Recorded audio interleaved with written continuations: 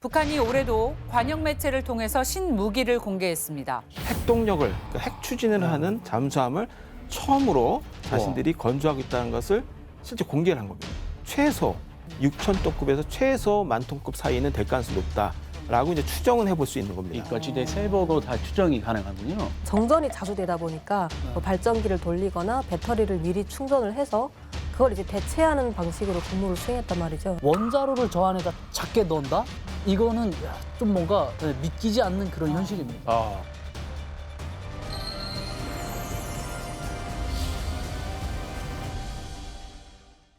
북한의 실상을 마주봅니다. 페이스북. 북한이 올해도 관영 매체를 통해서 신무기를 공개했습니다. 한반도의 안보 지형을 송두리째 뒤흔들 수 있는 게임 체인저, 무려 핵 잠수함입니다. 오늘 그 실체를 파헤쳐 보겠습니다.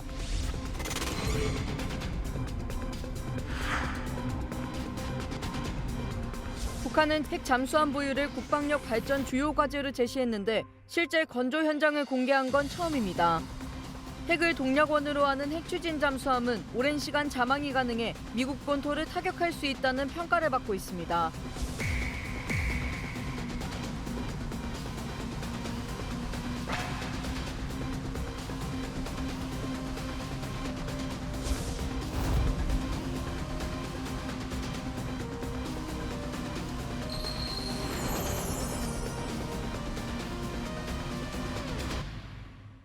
함께해 주실 분들 소개합니다. 통일연구원의 홍민 선임연구원님 모셨습니다. 어서 오십시오. 예, 안녕하세요. 예, 저는 통일연구원에서 정치 군사를 연구하고 있습니다. 반갑습니다. 네, 자 그리고 북한 이탈 주민 류성현 씨, 최설향 씨와 함께합니다. 어서 오십시오. 북한 공군에서 복무하다가 2019년에 우리 군의 중부전선을 넘어서 대한민국으로 귀순한 류성현입니다. 반갑습니다. 네, 안녕하세요. 북한군 해군 동해함대 사해군 전대에서 7년간 하사 교환수로 군복무한 최설향입니다. 반갑습니다. 반갑습니다. 그리고 미국 육군 출신 크리스 함께하고 있습니다. 육군 출신인가요? 저 해군, 공군, 육군 다 있네요. 네. 박사님 혹시 육군? 예, 육군입니다. 육군 선배님. 한미 동맹이니까. 혹시 이 핵 잠수함 네. 오늘 주제가 좀 무서운 주제인데 두 분이 북한 계실 때 핵 잠수함에 대해서 알고 있었는지. 잠수함이라는 거 그 자체가 네. 북한에서는 좀 베일에 쌓여 있는 거거든요. 비밀이군요. 네. 잠수함 타는 사람들이 수적으로도 공군 전투기 조종사들보다도 수적으로 작은 것 같아요. 네. 그래서 만나기가 좀 힘들고 비밀에 쌓여 있는 그런 조직이죠. 저는 이제 그 북한에서는 잠수함을 제일 많이 보유하고 있는 그런 이제 부대이거든요. 네. 잠수함 부대. 네네. 그래서 당연히 잠수함은 엄청 많이 봤었고요. 와. 그리고 잠수함을 봤을 때는 약간 이제 그 주력 무기보다는 약간 정찰용에 가까운 그런 이제 무기다라고 들었습니다. 탑승도 하셨어요? 탑승은 못하게 됐습니다. 같은 부대라고 해도 잠수함에 직접 이제 타는 선원이 따로 있고요. 저는 이제 통신병이다 보니까 지나다니면서 볼 수는 있지만 잠수함에 그 탑승은 못합니다. 최근에 북한이 핵 잠수함을 공개했습니다. 그런데 단순한 정찰용이 아니라 북한 군사력의 중요한 축으로 부상했습니다. 네, 그 북한이 그 핵 잠수함 자체를 언급한 것은 꽤 몇 년 전부터 이제 이루어져 왔는데 실제 이제 모습을 공개한 거는 이번, 그러니까 소위 이제 3월 8일이죠. 노동신문을 통해서 이제 공개를 했는데 이 노동신문에서 김정은이 중요 조선소들을 방문해서 함성 건조 사업을 지도했다라고 이제 이렇게 보도가 나왔는데 이 함성 건조 사업 중에 사진이 여러 장 공개됐는데 네. 2장의 사진이 이번에 소위 이제 관심을 갖게 되는 핵 추진 잠수함 가능성이 매우 높다. 북한이 실제 그 보도 과정에서 핵 추진 잠수함을 언급을 했습니다. 그래서 이 2장의 사진을 근거로 해서 북한이 드디어 핵 추진 잠수함을 공개했다라고 이제 표현할 수 있고요. 요거 잠수함 맞아요? 그러니까요. 이것만 보고서는 이게 알 수가 없는데요. 알 수가 없어요. 그냥 김정은이랑 군인 걸어가는 모습, 산책. 제가 군대에 있을 때 수리공장이 마양도에 같이 있었습니다. 그래서 그 수리공장을 지나다니면서 이제 잠수함이 정박돼 있는 모습을 꽤 많이 봤었거든요. 근데 이제 사진으로 봤을 때는 약간 전시용 같은 이제 쇠 사슬이 밑에 이렇게 있는 걸 네. 사진에 보이더라고요. 그래서 전시용에 좀 가까운 보여주기식 그런 게 아닐까 그런 이제 생각이 드네요. 예, 그 이번에 이제 공개된 사진을 자세히 보시면은 굉장히 어둡잖아요. 네. 어둡다라는 거는 이제 잠수함 건조 자체를 은폐하기 위해서 일단 실내 공간, 건조 시설에서 하고 있다라는 것을 의미하고 자세히 이제 아까 다시 사진을 보시면은 그 잠수함이라고 추정되는 그 물체의 겉표면이 네. 굉장히 검죠.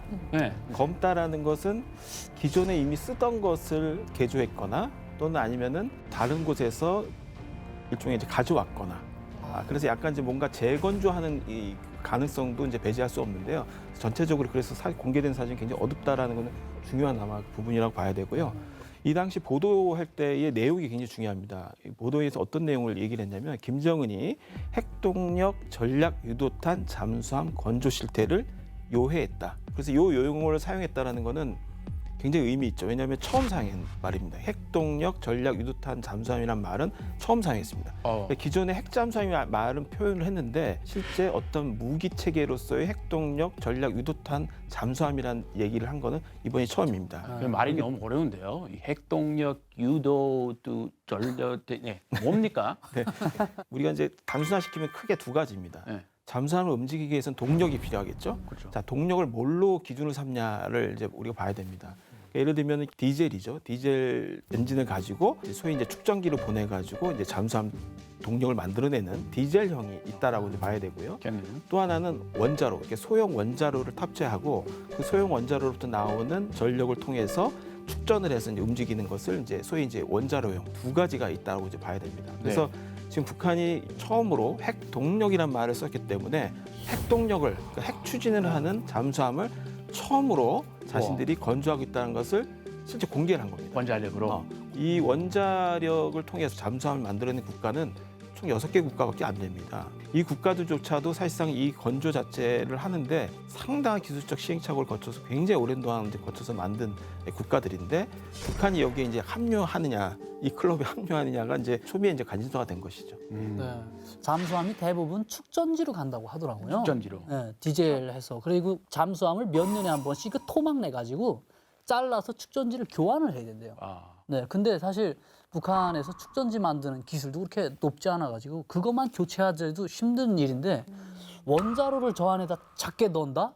이거는 좀 뭔가 믿기지 않는 그런 현실입니다. 계속 의구심을 네. 나타내고 계십니다. 합리적인 의구심이세요. 그 핵 동력은 원자력으로 움직이는 걸 강조하기 위해서 붙인 것 같습니다. 그런데 그 뒤에 또 복잡한 단어들이 붙어 있어요. 네.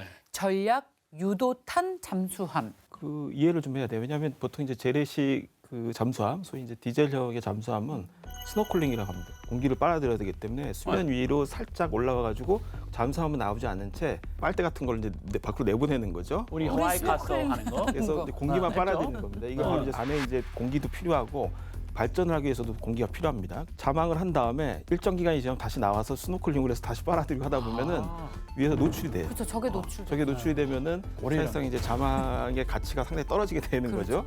핵잠수함이 갖는 이제 바로 이제 매력이자 어떻든 굉장히 그 전략적 가치가 높은 거는 오랜 자망 기간, 그러니까 50일에서 한 60일까지 최대 자망을 할 수 있습니다. 긴 자망 기간 동안에 어디로 가 있는지를 도저히 알 수가 없는 상황이 되고 그 과정에서 갑자기 나와서 미사일을 쏘게 될 경우에는 상대가 여기에 대응할 가능성이 없어지는 거죠. 그래서 기존의 삼축 체계라고 보통 얘기하죠. 삼축이라는 건 뭐냐면 핵 전략에 있어서 세 개의 중대 축이 있습니다. 세 개의 축이 있는데 하나는 뭐냐면 히로시마에 우리가 원폭을 투여했던 모습이 소위 이제 전략 폭격기가 가가지고 폭탄을 투하하는 게 하나가 한 축이 있습니다. 또 하나는 ICBM이죠. 대륙간 탄도미사일을 통해서 엄청나게 큰 핵탄두를 탑재하고 나서 대륙을 지나가지고 상대를 타격하는 방식입니다. 그래서 완전히 한 도시를 전멸시키는 방식이겠죠. 세 번째가 뭐냐면 바로 SLBM입니다. 잠수함에서 발사하는 방식입니다. 그래서 미국은 이 세 개를 다 가지고 있고 러시아도 이 세 개를 다 가지고 있고 중국도 최근에 이 세 개를 다 시스템을 갖췄죠. 근데 과거엔 영국이나 프랑스도 이 세 개 축을 다 추구를 했고 실제 가지고 있었는데 이걸 다 운용하는 게 의미가 없다.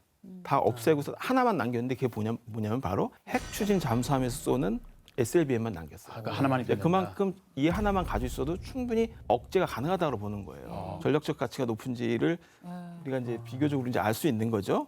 그래서 북한이 여기서 전략자라는 걸 붙였다라는 건 뭐냐면 핵무기, 전략 무기 축에서 가장 중대한 축 하나를 자기들도 이제 개발하고 있고 조만간 보유하게 될 것이다라는 걸 의도적으로 강조하기 위해서 이제 전략자라는 말 표현을 썼는데요. 통상 북한이 자신들의 무기 체계를 표현할 때 전략자를 붙이는 거는 아무데나 붙이는 것이 아닙니다. 그러니까 예를 들면 ICBM, 소위 대륙간 탄도미사일, 또는 그거보다 약간 사거리 짧은 중거리 미사일 정도를 표현할 때 전략자를 붙입니다. 그래서 예를 들면 화성 12형, 15형, 그다음에 18형, 17형과 같이 최근에 북한이 선보였던 중장거리 미사일들에는 다 전략자가 붙습니다.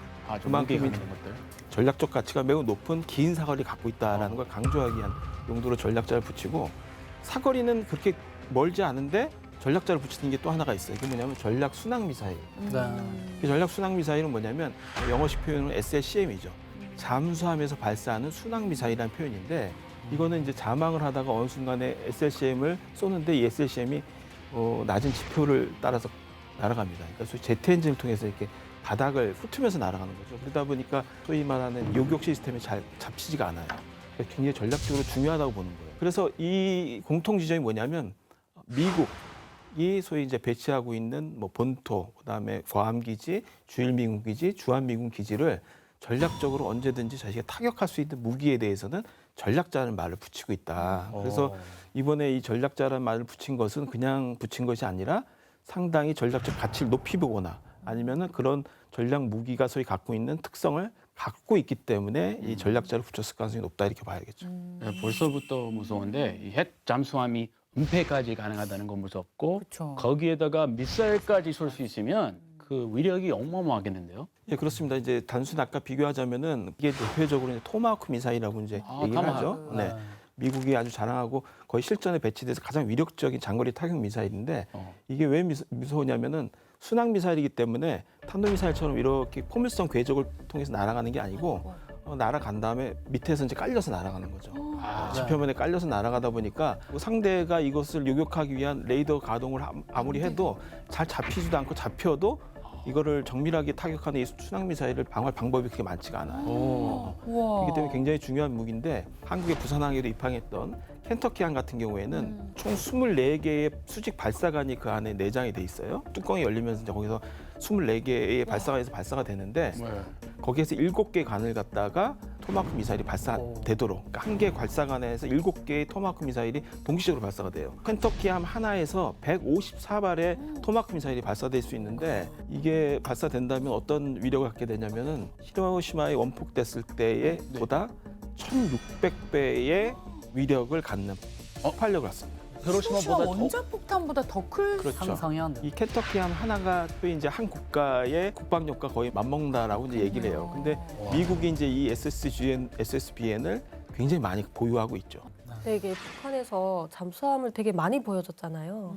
근데 저는 그 잠수함에 어떤 미사일을 탑재하는지 그것도 너무 이제 뭐 많이 나오니까 그런 부분도 되게 궁금했었거든요. 일단 미사일만 발사체 자체만 보면은 SLBM이 있고 SLCM이 있습니다. B함이랑 C함. B자는 발리스틱, 그러니까 소위 이제 탄도를 의미하는 거고, 발리스틱. 그다음에 이제 SLCM은 크루즈, 그러니까 그 크루즈를 의미하는 거죠. 그래서 이걸 이제 SLBM 같은 경우에 잠수함에서 발사한다는 의미고, SLCM은 순항 미사일을 역시 잠수함에서 발사한다는 얘기예요. 그러니까 잠수함에서 같이 발사하긴 하는데 하나는 탄도 미사일 발사하는 거, 하나는 순항 미사일 발사하는 거에 따라서 이제 SLBM, SLCM 용어로 이제 구분이 되는데 2023년 9월 8일 날 북한이 이제 김군옥 영웅함이라는 잠수함을 공개했는데 그 발사관으로 추정되는 것이 이제 위에서 그 노출이 됐어요. 아주 큰 발사관 4개하고 그다음에 작은 발사관 6개가 이제 발견돼서 10개의 발사관이 포착이 됐는데 그 내용을 보면 하나는 SLBM, 소위 이제 탄도미사일을 발사하는 수직 발사관으로 추정이 되고 나머지는 이제 순항 미사일을 발사하는 발사관으로 추정이 되거든요. 그러니까 두 개를 동시에 갖겠다라고 지금 하는 건데 이번에 아마 이제 공개한 잠수함도 정확한 재원을 아직 확인하기는 어렵지만 SLBM이나 SLCM 두 가지를 다 노렸을 가능성도 있고 아니면 한쪽에다가 이제 집중했을 가능성도 있어요. 근데 아직까지는 그거를 판단하기 어렵다라고 이제 보여지고 두 개 있는 게 평범해요. 미국이나 러시아 다 두 개. 전 세계적으로 없습니다. 없어요. 전 세계적으로 이 두 가지를 다 발사할 수 있는 용도를 갖고 있는 거는 미국밖에 없어요. 그것도 네 척밖에 없어요. 네척. 근데 북한이 만약에 이걸 동시 발사하는 걸로 추진한다면은 미국 다음으로 두 번째 국가가 되는 건데 러시아 제끼고 바로. 러시아조차도 이걸 두 개를 발사할 이유가 없죠. 왜냐하면 사실 전략적으로 SSGN 용도로 그냥 그 특화시키는 것이 훨씬 더 전략적으로 유리하다고 이제 판단을 하기 때문에 한 용도 쪽으로 주로 집중을 해서 대부분 국가가 이제 보유를 하는데 미국은 개조를 하다 보니까 이제 그렇게 개조를 해서 이제 동시 발사가 가능한 형태로 유지하고 있지만 그것도 4척밖에 안 되더군요. 그 말은 전략적으로 굳이 이 두 가지 동시 발사가 필요 없다고 판단했기 때문에 이제 그런 건데 북한이 만약에 동시 발사를 노린다면은 전략적으로 과연 이게 유용한지는 상당히 의문이죠. 왜냐하면 북한의 지정학적 위치상 SSBN 탄도미사일을 발사하는 것을 유지하는 것만 해도 굉장한 것인데 거기에 두 가지를 다 같이 한다는 것이 전략상, 또 전술상, 또 기술적 운용상 의미가 있을 것이냐라는 건 상당한 논쟁적인 이야기라고 볼 수 있는 거죠. 네. 그렇다면 정말 핵 잠수함이라고 불릴 만한 스펙을 가졌는지 한번 하나하나 따져볼게요. 보통 핵 잠수함은 어떤 기준으로 분류를 하나요? 크게 세 가지로 이제 보시면 됩니다. SSN이 있습니다. 이거는 핵 추진 그냥 잠수함입니다. 엔진 자체만 핵 추진을 하는 겁니다. 그래서 이걸 SSN이라고 이제 보통 얘기를 하고요. 그다음에 핵 추진 순항 미사일 잠수함은 SSGN이라고 합니다. G는 이제 가이드를, 그러니까 소위 이제 유도해서 간다라는 그런 미사일을 탑재한다라는 의미입니다. 또 하나가 이제 핵 추진 전략 잠수함이라고 얘기를 하는데 이 전략이란 말은 이제 탄도라는 얘기입니다. 그래서 핵 추진 탄도 미사일 발사 잠수함입니다. SSBN이 있습니다. 그래서 이 세 가지가 기본적으로 핵 추진을 통해서 얻어진 잠수함의 개념으로 세계를 볼 수 있고요. 통상 SSBN이 가장 강력합니다. 왜냐하면 가장 원거리, 그러니까 가장 먼 거리의 타깃까지 쏠 수 있는 무기를 장착하고 있기 때문에 앞서 말씀드린 것처럼 영국이나 프랑스 같은 경우는 이거 하나만 보유해도 억제할 수 있다라고 할 정도로 가장 강력한 것인데요. 보통 이제 크기가 최근에는 18,000톤급 정도, 그러니까 미국의 오하이오급이 이제 가장 이상적인 이제 잠수함으로 꼽히는데 이 핵추진 잠수함 자체가 갖는 그 사이즈는 대략 한 110m에서 한 170 정도, 그러니까 전장이 그 정도 되고요. 보통 높이가 한 11m에서 한 13m 정도 되고 폭도 대략 그 정도 되는 것으로 이제 추정을 하고 있습니다. 보통 이제 다른 국가에서 이걸 만들 때 사이즈 자체는 대부분 이 거치하고 있는 이제 그 거치의 대수가 이제 몇 개 정도 되냐를 통해 가지고 우리가 측정을 보통 하는데 북한도 이번 사진 공개를 통해서 대략적으로 이제 그 사이즈를 비교할 만한 사진을 하나 공개를 한 거죠.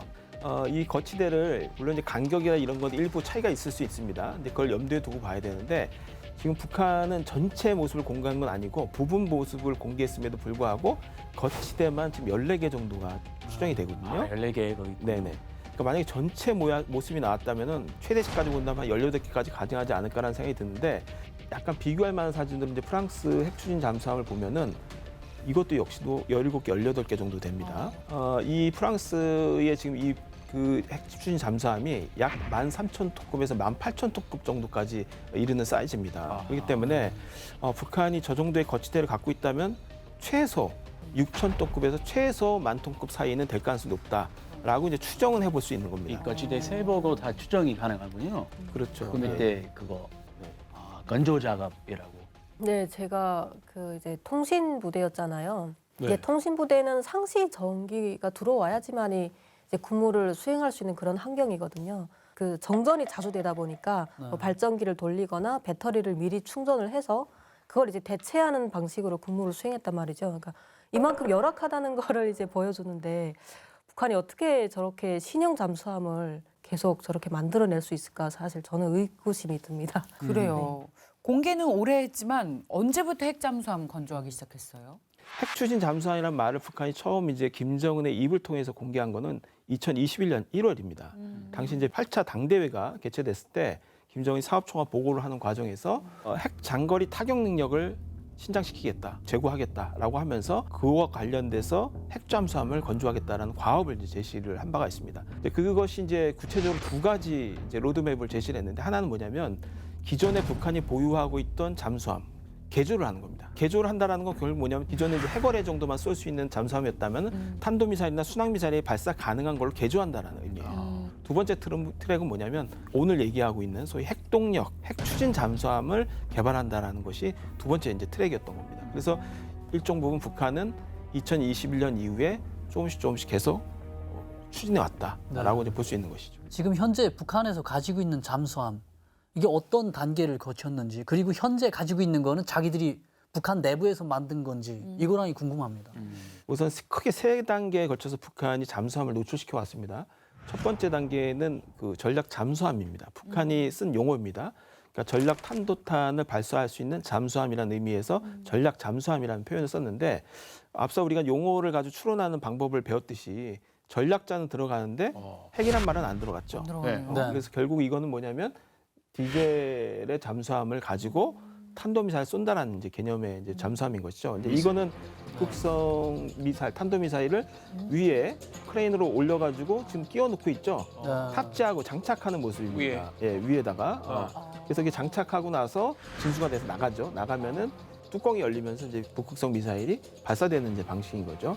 그래서 이게 이제 2015년, 16년에 북한이 공개했던 방식입니다. 그래서 북한이 개발한 북극성, 소위 SLBM을 기존의 재래식 디젤 엔진의 잠수함에 개조를 해서 탑재하는 그런 형식이 바로 전략 잠수함의 이제 단계라고 볼 수 있습니다. 우리는 업그레이드했다 보여주기 위해서 찍은 사진. 네, 그 제가 군대 있을 때도 굉장히 그 잠수함 관련해서 현지 시찰도 되게 많이 했었거든요. 근데 이게 지금 와서 생각해 보니까 최근에 갑자기 이렇게 하는 게 아니라 예전부터 이런 거를 많이 준비를 해 오지 않았었나 이런 생각도 또 그러게요. 북한에서 이 정도면 엄청난 선전골이었을 것 같은데 성현 씨 북한에서 이 소식 어떻게 들었어요? 네, 사실 북한 주민들이 아무것도 모르고 그냥 순진한 그런 사람들은 우리 만들었나 이렇게 생각하는 사람들도 있어요. 네. 그런데 이런 공장이나 이런 거 연관된 사람들은 저게 무슨 건지 대충 알거든요. 아하. 이거를 또 기계라는 게 모양은 똑같이 만들지 몰라도 그 성능 같은 게 중요한 거잖아요.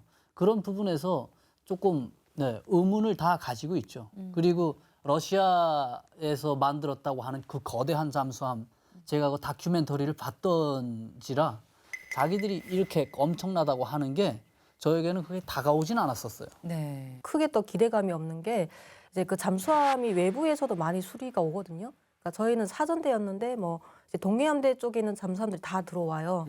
이제 뭐 한 달, 두 달이면은 이제 금방 수리하고 이렇게 간다고 보는데 6년 동안 수리하는 잠수함도 있었어요. 네네.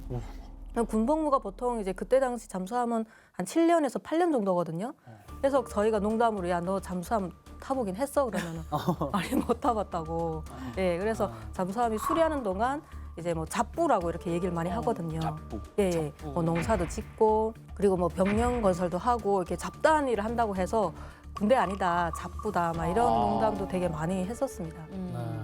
이런 어려운 조건 속에서도 김정은은 꿋꿋하게 핵 추진 잠수함의 꿈을 포기하지 않았습니다. 꾸준한 개발 끝에 2단계 잠수함을 완성하는데요.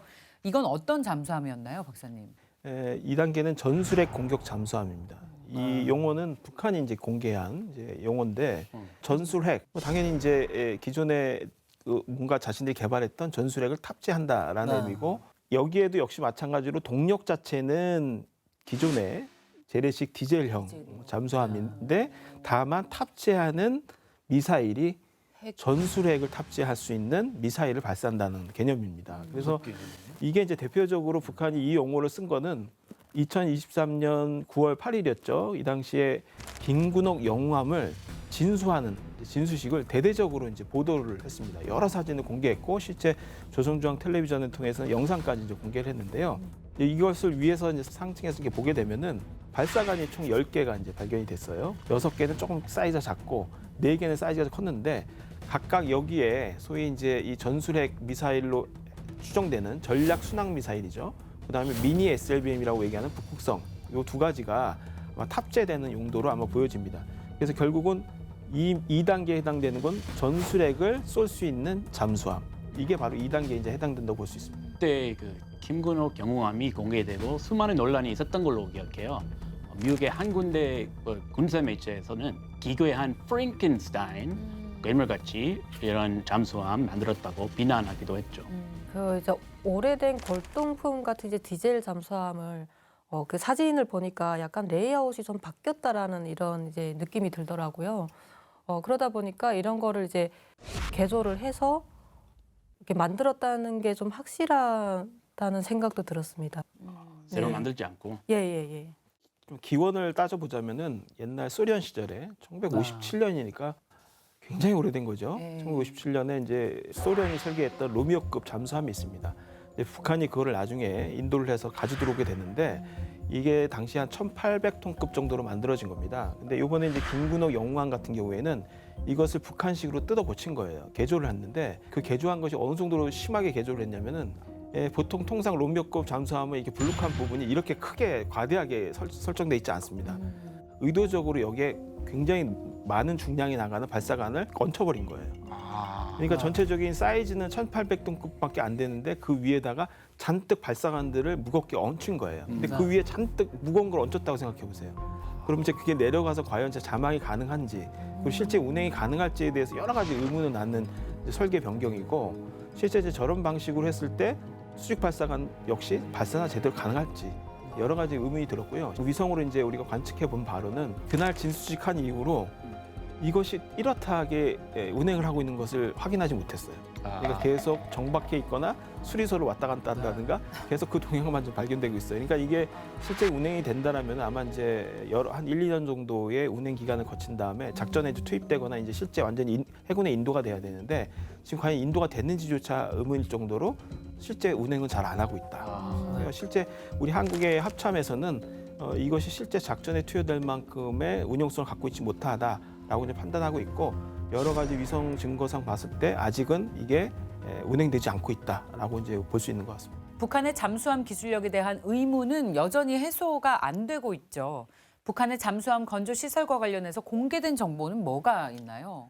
예, 따로 북한이 이 잠수함을 건조하는 조선소나 건조 시설을 공개는 당연히 안 하죠. 사진으로만 일부 이제 공개하는 실내 모습만 좀 공개되는데, 우리가 이제 추정할 수 있는 거는 그 인공위성 사진 이미지를 통해서 이제 우리가 추정을 하고 판단을 하는데, 왼쪽에 있는 게 2014년에 이제 위성으로 촬영한 영상이고, 하나는 이제 2023년에 김구능 영웅함이 진수된 전후로 해서 이제 찍은 사진입니다.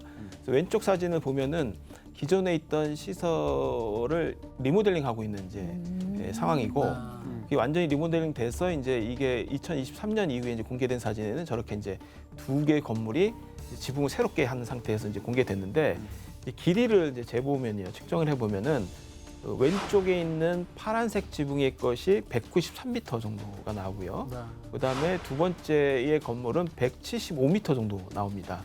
자, 그런데 김구능 영웅함을 진수할 때 노동신문에 여러 사진을 공개하고 조선중앙 텔레비전을 통해서 공개했는데, 그 당시에 그 진수되는 김구능함이 나왔던 건조시설이 바로 2번, 두 번째에 해당되는 175m에 해당되는 곳에서 나왔습니다. 근데 그 옆에 있던 더 긴 거, 파란색, 이 부분에서는 어떤 작업을 하는 건조시설인지는 확인이 안 됐었던 거죠. 그런데 이번에 이제 핵동력, 전략, 유도탄, 잠수함이라고 얘기했던 것들이 사이즈로 봤을 때, 지금 추정하고 있는 사이즈로 봤을 때 1번, 저 바로 이제 파란색 지붕의 건조시설에서 지금 만들어지고 있는 것이 아닌가. 그리고 노동신문에 공개된 실내 장면이 바로 저기에서 촬영된 것이 아니냐라고 우리가 추정해 볼 수가 있는 것이죠. 왜냐하면 이 이외에 북한 내에 저렇게 잠수함 건조시설 중에 저렇게 200m 가까운 건조시설이 지금 확인된 것은 없습니다. 그렇기 때문에 일단 봉대전소 가능성이 굉장히 높다 이렇게 보여지고요. 아마 여기에 대해서는 봉대전소 좀 사례에 대해서는 보셨던 경험을 아마 우리가 얘기를 해줄 수 있을 것 같습니다. 네, 본적 그 있어요? 봉대조선소는 제가 있던 부대랑 이렇게 마주하고 있습니다. 그래서 수리소가 있었잖아요, 저희 부대가. 여기는 수리만 하는 데고, 봉대에서는 뭐 부품이나 이런 것들이 나온다고는 들었습니다. 그래서 이제 여기서 가져다가 이렇게 수리를 한다고는 했는데, 보안이 굉장히 잘 돼 있거든요. 예, 그러니까 수리소보다도 저기는 외부인이 아예 얼씬도 할 수가 없어요. 출입 금지. 네네. 그래서 항상 저쪽에서 뭐 근무하거나 이런 사람들이 다 민간인들이거든요. 근데 민간임에도 불구하고 이제 뭐 외부에 나올 때는 굉장히 이제 절차를 많이 거쳐야 된다라고 들었었고, 또 김부자들도 수시로 예고 없이 이렇게 방문하는 지역이라서 항상 이제 그쪽에는 관심이 이제 많았다는 걸 보여줄 수가 있죠. 그러겠네요. 김부자 계속 왔다 갔다 할 정도면. 그렇습니다. 이 북한 해군력에 대한 진위 논란은 여전히 존재합니다. 하지만 얘기를 들어보니까 발전을 거듭하고 있다는 건 맞는 것 같습니다. 자, 그렇다면 우리나라와 북한의 해군 전력 차이는 어떻게 될까요? 북클립에서 만나보겠습니다. 2023년 8월 28일 해군절에 김정은은 해군 무력 강화의 중요성을 강조했습니다. 현대전에서 해군은 각이한 타격 수단들과 지역 국가의 핵 억제력까지도 장비하고 운용하는 종합적인 전력이며, 앞으로는 육해 공군이 해륙 공군이라고 불리워 지어야 한다는 말까지 나온 것입니다. 돌연 해군 전력 강화에 역점을 두는 북한. 그렇다면 우리나라와 북한의 해군 전력은 어떤 차이를 보일까요? 2022년 국방부에서 발간한 국방백서에 따르면 우리나라보다 북한의 함정수가 더 많다고 분석했습니다. 하지만 세계 해군력을 분석하는 글로벌 기관에 따르면 한국을 세계 5위, 북한은 14위로 평가했는데요. 해군의 전력을 평가하는 데는 수량이 전부가 아니기 때문입니다. 예, 북한의 함정은 대부분 소형이거나 노화돼 있습니다. 이에 더해서 이렇게 무기 체계나 지휘 통신 체계들이 한국 해군에 비해서 굉장히 좀 열세인 부분이 있는데요. 이에 대해서도 경제적인 또 어려움과 유류난으로 인해서 지속적인 훈련의 제한이 있습니다. 전투지휘 능력 부분에서는 취약성이 있고요. 예, 한국 해군 함정의 경우에는 최첨단 장비로 구비되어 있고요. 최첨단의 지휘 통제 체계, 무기 체계들을 기반해서 대함, 대장, 대공작전을 복합적으로 수행할 수 있는 최신의 함정들을 보유하고 있고요. 이에 더해서 함정의 지속성을, 작전 지속성을 유지하기 위한 유지, 정비, 보수 능력을 보유하고 있기 때문에 함정 가동률에 있어서도 굉장히 우수성을 가지고 있습니다. 우리나라와 극명히 벌어진 힘 차이. 이를 좁히기 위해 북한이 선택한 것은 바로 비대칭 전력이었습니다. 전차, 군함, 전투기, 총 등 실전에 사용되는 대칭 전력과는 다르게 핵, 탄도미사일, 생화학 무기, 전략 핵 잠수함 등을 일컫는 비대칭 전력은 보유만 해도 상대국에 큰 위협을 주기 때문입니다. 2015년 5월 9일 북한은 잠수함 발사 탄도미사일인 북극성을 시작으로 2023년엔 전술핵 공격 잠수함인 김군옥함을 건조했다며 선전했고 급기야 올해엔 핵 동력 전략 유도탄 잠수함을 건조 중이라며 일부 모습을 공개했습니다. 진위는 불분명하지만 이러한 북한의 행보는 국제사회에 큰 파장을 일으켰습니다. 예, 북한의 경우에는 체제 유지라고 하는 그 가장 큰 목표를 위해서 이 비대칭 전력을 강화하고 있는데요. 주변국들에 비해서 총체적 힘의 열세를 극복하기 위한 비대칭 전력을 강화하고 있죠. 이러다 보니까는 아무래도 좀 공세적 성격의 전력 증강이 좀 두드러진다고 생각을 하고요. 이런 비대칭 전력을 활용을 통해서요, 정치 군사적 목표를 달성하고 또 협상에서의 우위를 차지하기 위한 그런 좀 의도를 좀 내포하고 있다고 생각을 합니다. 공격 무기 체계에 몰두하는 북한. 그렇다면 우리나라의 해군은 어떨까요? 우리 군은 북한의 공세적 위협에 대비하기 위해 방어 무기 체계를 구축하는 것이 큰 특징입니다. 네, 한국 같은 경우에도 고도화되고 있는 북한 위협에 대응하기 위한 방어적 성격이 좀 강하다고 할 수 있습니다. 이 해군력을 전시 어떤 전투의 수단뿐만이 아니라 평시에도 적극적으로 활용을 하고 있는데요. 재해재난이라든가 난민구호, 해상교통로 보호 등과 같이 초국가적 위협에 대비해서요, 인도주의적 지원 목적의 해군 작전을 많이 실시하고 있습니다. 이런 점에서 본다면 한국의 해군력 운영은 전평시 방어적 성격이 좀 강하다고 할 수 있을 것 같습니다. 2007년 세종대왕함을 시작으로 작년 12월에 정조대왕함까지 함대 방어 시스템이 탑재된 이지스함 구축에 전념하고 있습니다. 해군의 첫 8,200톤급 이지스 구축함인 정조대왕함은 고도화되는 북한의 탄도미사일과 잠수함 등 다양한 도발을 억제하고 응징할 수 있는 해상 기반 한국형 삼축 체계의 핵심 전력으로 활약할 예정입니다. 잠수함 탐지 능력이 크게 향상된 통합 소나 체계를 탑재해 적의 수중 위협을 차단하는 데 핵심적인 역할을 할 것으로 기대됩니다. 최근엔 탐지, 식별, 추적 능력을 강화한 해상 초계기가 도입됐는데요. 잠수함 킬러라는 별명을 가진 만큼 북한의 대잠전 및 해상 작전을 차단하는 데 역량이 집중되어 있습니다. 그 잠수함 작전에 있어서 가장 또 효과적인 수단 중에 하나가 이제 대잠 항공기입니다. 포세이돈이라고 하는 최신의 우리가 대잠 항공기를 도입해서 운용을 하고 있는데요. 이 초계기는 광활한 해역에서 장기간 작전이 가능하고요. 빠른 기동력과 항속거리로 인해서 넓은 한반도 해역에서 작전하고 있는 북한의 잠수함정을 효과적으로 탐지, 추적, 정밀 공격할 수 있는 능력을 보유하고 있는 초계기입니다. 위험천만한 창을 끊임없이 개발하는 북한. 하지만 아무리 위협적인 무기를 만들어도 한국의 방패가 있는 한 절대 뚫지 못할 것입니다. 남북 간 해군력 비교를 해보면요. 북한은 수적인 우위를 점하고 있습니다. 기술력과 현대화 측면에서는 우리나라에 비해서 뒤처지고 있는 상황이죠. 이런 격차를 메우고자 북한이 최근에 핵 잠수함을 공개한 것으로 보이는데요. 이 핵 잠수함의 완성도가 지금 어느 정도 수준까지 와 있다고 박사님 보시나요? 예, 그러니까 지금까지 북한이 공개했던 사진이나 영상만으로 본다면 2019년에 한번 공개했고 또 2023년 9월 8일 날 이제 김구영 영화관 공개했고 이번에 이제 핵동력 잠수함의 하단부만 공개를 했는데 이 정도만 가지고 봤을 때는 상당히 북한이 기술적 완성도는 낮을 것이다 이렇게 봅니다. 그 이유는 뭐냐면 잠수함 건조 자체가 갖고 있는 특성이 있습니다. 잠수함 하나 건조하는데 10년 이상을 거치면서 이제 건조가 되고 건조됐다고 끝나는 게 아니거든요. 실제 진수돼가지고 한 1, 2년 정도 또 운행을 해봅니다. 운행을 한다는 건 여러 가지 이제 운행 실험을 해보는 거죠.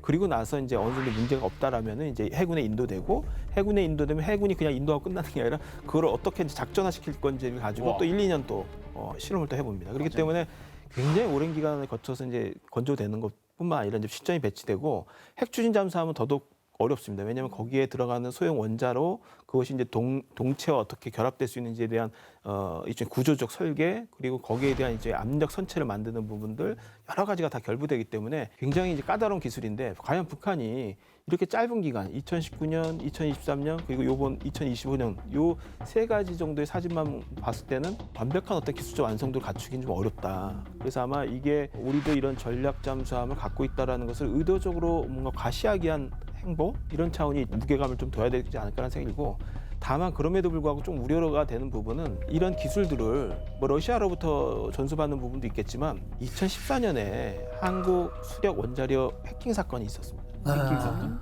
그래서 한국 수력 원자력이 이런 원자로를 개발하거나 소형화하는 기술, 이런 설계, 이런 부분과 관련된 기관인데 여기에 있는 해킹을 했다라는 것이 당시 상당히 충격을 받았었는데 중요한 건 그 이후에 김일성 종합대학 학보에 논문이 실렸는데 그 논문에 바로 저 해킹된 내용에 유사한 내용들이 논문으로 실렸다라는 거예요. 위험한데요? 그래서 이제 그때 그것을 보고 북한이 해킹했을 가능성도 높고 또 그것이 일정 부분 유출돼서 북한이 이 잠수함을 설계하고 개발하는데 활용했을 가능성 이걸 배제할 수 없다. 그리고 이게 단순히 한국에 대한 것뿐만 아니라 여러 국가를 해킹했을 가능성도 배제하기 어려운 거예요.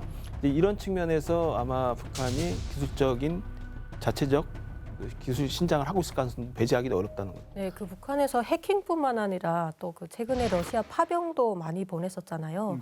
그러면 이제 러시아랑 기술 거래 가능성도 있다라는 이제 그 얘긴데 러시아가 북한에 그런 이제 잠수함 관련 이런 정보를 넘겼을 가능성도 있는 거죠. 예, 그것을 지금 이제 배제하기는 어렵죠. 우리가 확정할 수는 없는데 배제하기는 어렵다라는 것이고요. 왜냐하면 최근에 이제 미국 그 국무부나 국방부 또 이제 인도 태평양 사령부 이런 데서 고위급 인사들이 대부분 경고성 발언들을 좀 하고 있습니다. 그 말은 뭐냐면 이전할 것에 대해서 혹시나 이제 경고를 하는 의미도 있고요. 실제 그런 정황들을 포착하고 거기에 대해서 하나의 이제 일종의 경고하는 발언들을 하고 있다는 이제 볼 수도 있습니다. 그래서 이런 고위급 인사들의 발언이 나왔다라는 거는 그만큼 이제 가능성도 높고 실제 그것을 북한이 원할 수도 있고 러시아가 그걸 통해서 상당 부분 북한에 대한 전략적 지렛대를 가지려고 할 가능성이 높다. 이제 이렇게 보는 건데요. 그 하나의 이제 약간 단편적인 간접적 증거가 될 수 있을 것 같아요. 국가 안전의 선결적 요구와 세계적인 해군 무력의 발전 추세에 맞게 우리 해군의 현대성을 최단 기간 내에 획기적으로 제고할 것을 강조를 합니다. 여기서 중요하게 우리가 좀 포착해야 되는 용어가 뭐냐면 최단 기간 내라는 표현이에요. 그만큼 뭔가 외부로부터 기술적인 어떤 협력이라든가 네트워킹이 있기 때문에 이런 최단 기간 내라는 표현을 이제 강조하는 것이 아닌가라는 이제 우려를 가질 수 있고 또 하나 이제 단편적인 간접적 증거가 될 수 있는 부분은 뭐냐면 북한이 러시아의 푸틴 대통령과 정상회담을 하죠. 정상회담을 하고 나서 그리고 나서 이제 북한이 강조한 말이 있습니다. 특히 이제 김정은이 강조한 말이 뭐냐면 해군의 핵무장화 이거를 중요한 모토로 내걸었습니다. 해군 특정 어떤 군종을 특정해가지고 핵무장화를 하겠다. 그것을 위해서 5년, 10년의 장기 계획을 수립했다. 새로 그렇게 가겠다라고 강조한 것은 그만큼 뭔가 이것을 뒷받침할 만한 기술적 어떤 소스, 기술적인 어떤 출처가 있기 때문에 그걸 강조하는 것이 아니냐라고 볼 수 있는 거죠. 이제 그런 측면에서 봤을 때 앞서 말씀하신 것처럼 러시아와의 기술적 협력 가능성, 기술 이전 가능성 여기에 대해서는 우리가 계속적으로 예의주시해야 되고 관심을 가져야 되는 부분이죠. 받을 수 있는 소스가 거기밖에 없기 때문에 러시아겠네요. 와. 제가 그 북한에 있을 때 그 영상 자료를 봤었던 게 있었거든요. 그 러시아의 핵에 관련된 게 북한말 번역 버전으로 나와 있더라고요. 그만큼 이제 그때부터 북한이 약간 그 러시아의 그런 핵 뭐 잠수함이라던가 그 핵 기술에 대해서 관심이 있었던 것 같아요.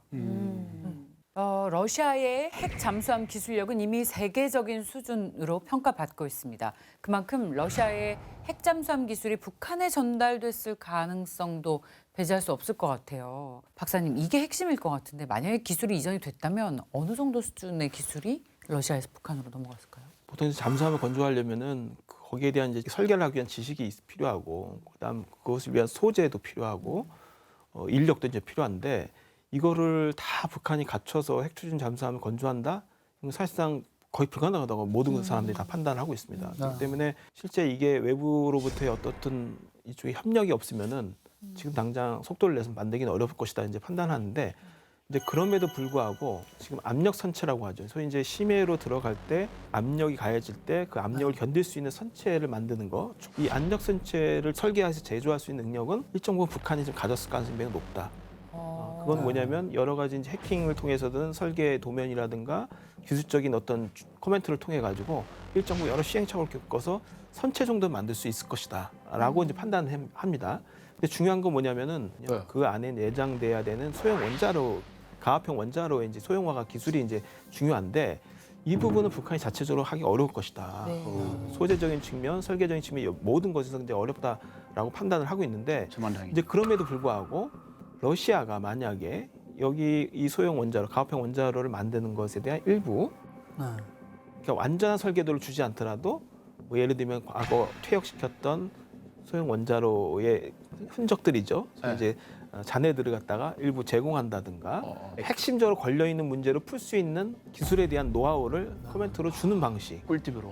뭐 이렇게 줄 수 있는 부분, 여기까지도 이제 가능하다라고 보는 부분이 있어요. 그렇기 때문에 아마 소형 원자로를 만드는 거는 오래 가지는 않을 것이다라는 이제 전망을 하는 사람도 있고, 소형 원자로까지 갖춰졌다. 그럼 잠수함은 어느 정도 된 건데, 중요한 건 이 잠수함이라는 동체와 실제 발사체 있죠. 발사체가 어떻게 유기적으로 결합되느냐의 문제. 근데 이 유기적으로 결합되는 건 뭐냐면 거기 잠수함 안에 발사를 컨트롤할 수 있는, 소위 통제할 수 있는 지휘 체계들이 내장이 돼야 돼요. 외부와의 송수신 문제도 있고, 그리고 심해로 들어갔을 때 그것이 그 작전을 운영할 수 있을 만큼의 첨단화된 장비를 탑재해서 외부와 송수신 가능하느냐. 이 여러 가지가 이제 내장이 돼야 되는데 이 문제는 쉽지 않다라는 거예요. 근데 중요한 건 최근에 이제 이 핵동력 잠수함을 노동심에 공개할 때 일종의 약간 이지스함처럼 보이는 구축함 모습도 이제 공개됐어요. 이 정도의 구축함을 갖추려면은 여러 가지 레이더 시설이나 지휘 통제 시설이 여러 가지 들어가야 되는데 이거는 북한이 자체적으로 못 만든다. 결국 또 러시아와의 협력이 가능한 거 아니냐라고 이제 보고 있는데, 이런 구축함의 러시아의 협력을 통해서 이런 레이더와 지휘 통제 시스템이 들어간다면은 잠수함에도 못 들어가라는 법은 없어요. 그렇기 때문에 쉽지 않겠지만. 가능성은 있다는 거예요. 그래서 러시아와 아마 이제 이 소형 원자로, 또 그다음에 실제 운행에 필요한 어떤 첨단의 어떤 지휘 통제 시설, 이런 부분들은 충분히 기술적 협력은 어느 정도 가능할 수 있다. 근데 그럼에도 불구하고 이게 뭐 한 1, 2년 내에 이게 완전히 완성도를 갖춘 형식으로 나오기는 어려울 거다. 최소한 5년 내에 나오기는 어렵지 않겠는가, 이렇게 이제 판단하고 있습니다. 트럼프 취임 이후로도 앞으로 북한과의 관계가 어떻게 될지도 모르고 이런 어지러운 상황에서 굳이 핵잠수함을 김정은이 전격적으로 나서서 공개한 이유가 있을 것 같아요. 예, 물론 이제 그 상황적인 것과 그다음에 이제 전략적인 것 두 개를 다 봐야 되는데, 상황적인 걸로 보면은 이 3월 8일이라는 이 시점이 자유의 방패죠. 한미 연합훈련이 대규모로 이제 실시되던 그 시점이었어요. Freedom Shield. 네네. 그렇기 때문에 그 당시 이제 김여정이 담화를 전격적으로 내고, 조선민주주의인민공화국은 주권국가의 안전 우려를 무시하고 침해하며 지역 전반의 평화적 환경을 위태롭게 만드는 미국과 그 추종 세력들의 무모한 과시성, 시위성 망동들을 강력히 규탄한다. 우리도 적수국의 안전권에 대한 전략적 수준의 위협적 행동을 증대시키는 선택안을 심중하게 검토할 계획이다. 그렇기 때문에 이제 북한이 이 핵동력 추진 잠수함을 공개한 이유는 미국의 핵항공모함을 상대할 만한 전략 수단을 개발하고 있다라는 것을 의도적으로 약간 보여주기 위한 시위용, 과시용 가능성이 일단 1차적으로 있습니다. 그리고 두 번째는 뭐냐면 2021년에 국방력 발전 5개년 계획을 시작을 해서 올해 마지막 끝난 해입니다. 끝난 해인데 우리가 그래도 최소한 이 정도는 지금 개발하고 있다라는 거를 대내에도 알리고 또 외부에도 좀 공개하는 방식으로 해서 자신들의 성과를 좀 과시하는 부분이 있는 것 같아요. 그러니까 특히 김정은의 어떤 치적, 군사 관련된 치적에 있어서 이런 핵 추진 잠수함도 실제 계획에 따라서 진행해 왔고 지금 이 정도 건조했다라는 걸 보여주는 측면이 있는 것 같고요. 그다음에 이제 트럼프 행정부가 이제 출범을 했기 때문에 트럼프 행정부가 어떤 방식의 대북 정책을 가시화할지 아직 모르는 상태인데 2018년에 상대했던 북한이 아니다. 우리는 더 핵무력을 증강한 그래서 더 이상 되돌이키기 어려운 수준에 이른 국가다라는 것을 트럼프 행정부에게 메시지로 각인시키기 위한 부분이 있을 수 있어요. 그렇기 때문에 그래서 올해 1월 20일 날 트럼프 대통령이 취임한 이후에 북한이 공개한 무기들을 보면은 다 전략적 가치가 굉장히 높은 무기들이에요. 극초음속 미사일이라든가 전략 순항 미사일이라든가 강선에 있는 핵물질 농축 우라늄 시설이라든가 요번에 이제 보여준 이런 핵 추진 잠수함과 같이 상당히 고도의 이제 핵무기 개발에 필요한 무기들을 다 공개했거든요. 그러니까 그건 뭐 결국 무슨 얘기냐면 트럼프 대통령에게 우리 더 이상 되돌이키기 어려워. 그렇기 때문에 앞으로 협상하려면은 이런 상대를 인정하고 협상해라는 거를 의도적으로 보여주기 위한 것일 수 있다라는 거죠. 인정할까요, 트럼프 대통령이? 근데 실제 이제 최근에 이제 트럼프 대통령의 여러 발언들이 주목을 받고 있죠. 누클리어 파워라는 이제 표현도 쓰고 있고 굉장히 큰 핵 국가다라는 표현까지 썼어요. 북한이 핵을 보유하고 있다는 자체를 부정할 수는 없다 이제. 라는 건 이제 확실하게 이제 인식을 하고 있는 것으로 보여지고 다만 방법의 측면에서 핵 보유국을 인정하고 정치적으로 승인하고 거기에 맞게 그럼 핵 능력을 조금 줄이는 걸로 갈까 뭐 이런 협상을 할지 아니면 계속적으로 비핵화를 유지하면서 핵을 완전히 없애는 쪽으로 계속 정책을 유지할지는 아직 알 수 없습니다. 그러나 어쨌든 한미의 차원에서 본다면은 완전한 비핵화 원칙을 유지하면서 압박을 해가는 것이 일단 기본 지금 지침이다, 지금 기본 방향이다 이렇게 보실 수 있습니다. 알겠습니다. 자, 북한이 우리나라와 미국의 합동훈련과 해군 전력에 대해서 극도로 경계합니다. 이에 따라서 핵 잠수함 기술을 향상시켰고요. 해군력도 증강하고 있습니다. 그렇다면 우리는 어떻게 대응하면 좋을지 박사님의 고견을 좀 듣고 싶습니다. 앞서 이제 한미 연합훈련 얘기를 했는데 사실 지난해 한미 연합훈련 또는 한미일 연합훈련이 총 합쳐서 몇 회 있었는지 혹시 아시는 분 있으신가요? 몇 회요? 모르겠는데요. 평화 속에 살아가지고. 김정은 알고 있겠죠? 총 52회가 있었습니다. 거의 1년 그리고, 내내 했네요. 그러니까 그만큼 이제 확장 억제력이 굉장히 강화됐다라는 거예요. 한미가 확장 억제력이 굉장히 강화됐다라는 얘기인데 과거에 북한이 한미연합훈련을 하게 되면은 거기에 대해 적극적으로 반응할 때도 있고 또 사후적으로도 반응을 했어요. 최근에 와서 나타난 특징 중에 하나는 뭐냐면 한미연합훈련에 특별히 반응하지 않는다는 거예요. 그 말은 뭐냐면 하도 많이 해서 한미연합훈련 하도 많이 하니까 어떤 거에 대응을 한다라는 것이 의미가 없어졌어요. 왜냐하면 예전에 북한이 가장 많이 미사일을 쏘거나 대응을 많이 했던 거는 3, 4월이에요. 왜냐하면 그 당시 항상 을지 프리전 가디언이라든가 여러 가지 그 기동훈련들이 이때 집중이 돼 있었기 때문에 한미연합훈련에 대응한다는 의미가 있었는데 확장 억제력이 강화될수록 북한도 역시 마찬가지로 여기에 대응하는 것이 일정 부분은 위축되는 부분도 있고 또 한편에서는 오히려 긴장이 고조된다라기보다는 확장 억제력 자체에 대한 이쪽이 어떻든 북한도 억제 심리를 갖게 된다는 거예요. 그 말은 결국은 북한의 핵을 끝까지 비핵화 원칙에 따라서 계속 억제를 시키고 그리고 우리가 확장 억제력을 계속 강화하는 굳건한 어떤 토대를 갖는 것이 가장 좋은 대응이 아닌가라는 생각이 듭니다. 북한의 핵잠수함 개발 기술 수준을 정확하게 파악할 수는 없지만 끊임없이 해군력 강화를 추구하고 있다는 사실은 분명한 것 같습니다. 보다 냉철하고 객관적으로 안보 상황을 주시해야 할 때입니다. 북한의 실상을 마주보는 시간 페이스북은 여기까지입니다. 다음 주 새로운 이야기로 돌아오겠습니다. 고맙습니다.